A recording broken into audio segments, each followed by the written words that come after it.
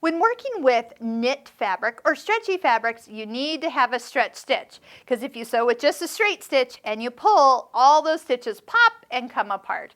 Now, the best choice is actually using a serger, but if you don't have a serger, you need to know which stitch is your stretch stitch. So go to your stitch menu. You will find that on your next page, so even though you see 15 stitches, if you touch that arrow, there could be more in that same kind of grouping. And stitch number 18, it always looks like a little lightning bolt to me. That is the stretch stitch. We'll put foot 1A on, which I already have switched to.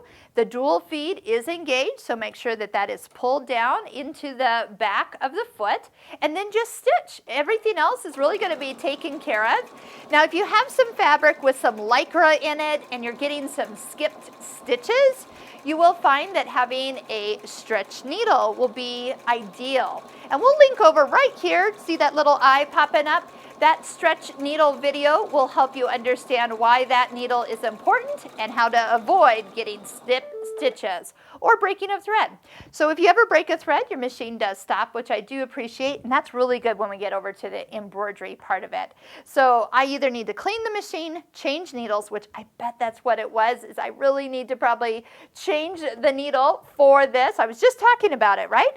And I even was getting a little skip stitch right there. So this is a perfect example, but we do see that your stitch has that fabulous stretch and it is a seam. So instead of just a straight stitch, now we have a stitch that holds it together, but we'll have the give when we put it over our head or stretch it around our body.